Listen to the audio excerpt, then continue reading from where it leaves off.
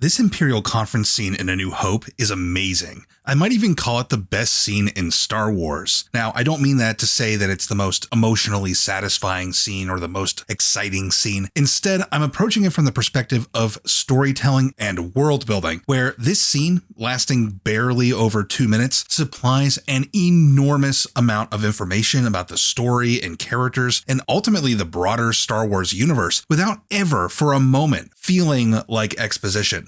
We learn a ton from this scene, so it's kind of hard to even know where to start. But importantly, we learn firsthand that the Empire is not invincible. We are vulnerable. Now, we're told in the opening crawl that the rebels have already just recently scored their first victory against the Empire. But in the course of the story, we've only experienced the Empire as this utterly overwhelming force, easily disabling Leia's ship, handily defeating rebel troops, and running roughshod over rebel leadership. The only time where they've failed so far is not because they were beaten, but because they arbitrarily chose not to exert their power. And yet this glimpse into the machinations of the Empire reveals that despite our limited experience of the Empire as a virtually unstoppable force, at least some Imperials are reeling from the events of the story so far. The rebels have proven themselves quite dangerous, and losing the Death Star plans is a serious cause of worry. But we also learn that the opposite is true too. Some Imperials are quite unbothered by recent developments. We see a belief that the Empire possesses near omnipotence through overwhelming firepower, and the rebels are really only seen as a local threat.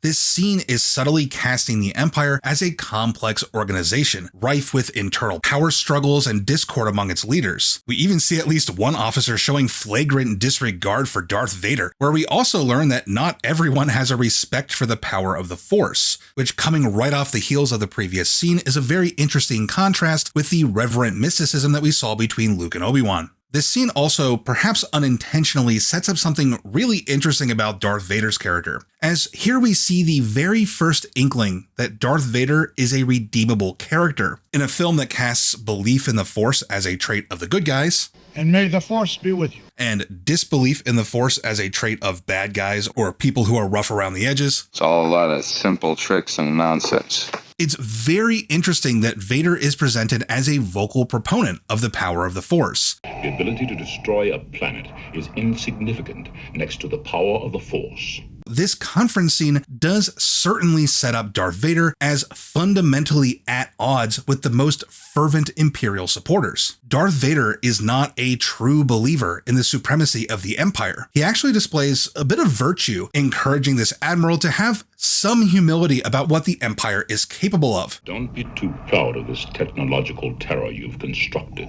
Now, this admiral, steeped in an eagerness for violence, takes this call to virtue as a threat, which Darth Vader is all too willing to make good on, but he's also taking this out on the one character we've seen so far who is the most enthusiastic proponent of Imperial power. This station is now the ultimate power in the universe. So we keenly see here that Darth Vader is a complex character. We have just heard from Obi-Wan that Vader was once a good guy, and this scene sets up Vader as a character capable of using his powers to oppose evil, the culmination of which is the emotional climax of the entire trilogy. We also see a reinforcement in this scene that the Empire apparently relies somewhat on public support and is constrained by a civilian bureaucratic system whose shifting sympathies pose a threat to the Empire's goals. While this was set up in an earlier and also very efficiently informative scene, its reinforcement here gives the audience enough information to infer that the Empire has actually only been slowly overshadowing the Republic. I have just received word that the Emperor has dissolved the Council permanently. The last remnants of the old Republic have been swept away.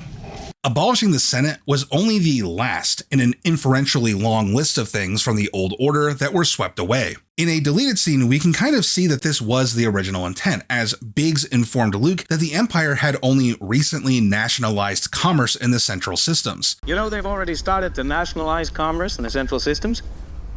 It won't be long before your uncle's just a tenant.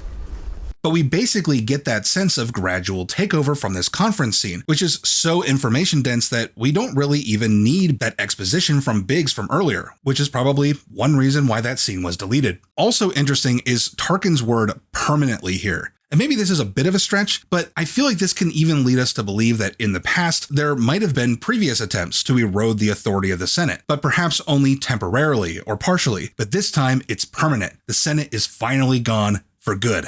Another thing brought up by this bit about the Imperial Senate is that it now changes our perception of what the Empire is capable of going forward. We already saw what the Empire could do. They're terrifying, and that was with the Empire being concerned about winning the sympathies of the Senate. And now we learn that the Senate has been abolished and that fear will keep the local systems in line. What is the Empire capable of now? Obviously, we know from the opening crawl that the Death Star is capable of destroying planets, and that should immediately heighten the drama as we wonder when they'll actually use this technological terror. What's interesting is that a microcosm of what would eventually happen at Alderaan would actually happen in the very next scene, when we're exposed to our first glimpse of Imperial violence inflicted on civilians. And this scene doesn't begin with the typical Star Wars wipe transition that implies a passage of time. No, this scene begins with a direct cut. We're meant to understand it as the subsequent action of the previous scene. We're not cutting to something else so much as this is a continuation. And this horror is far more personal than we might have initially expected, and we soon find out that this brutality has directly affected our story's hero as well. And while this is already a fairly rational escalation of the Empire's hunt for the stolen plans, the previous scene on the Death Star has contextualized this violence as the growing, monstrous threat that the Empire poses. Directly before the conference scene, we saw a Luke who perceived the Empire as a sort of far-off threat, maybe bad in principle, but not really in action. But everything changes after the conference scene, where the Empire suddenly becomes a threat to everyday people. What feels like a discussion far removed from the events of the story ultimately lays the groundwork for the true inciting incident that propels our hero into the story. I can't think of any other 2 minutes in Star Wars which accomplish quite as much as this scene manages to pull off, at least not this efficiently. This scene communicates so much about the story and the galaxy and the characters, and it raises the stakes and sets up major turning points in this saga. But at the same time, it's just an entertaining and engaging scene, so it never really feels like it's doing all of those other things. This video was inspired by a discussion that occurred over on my Discord server. If you guys want to get in on that sort of thing, access to my Discord is available to my supporters on Patreon who make this entire operation possible, and I can't thank you all enough for your support over there. To the rest of you, I'd like to thank you all so much for watching, and I'll see you next time.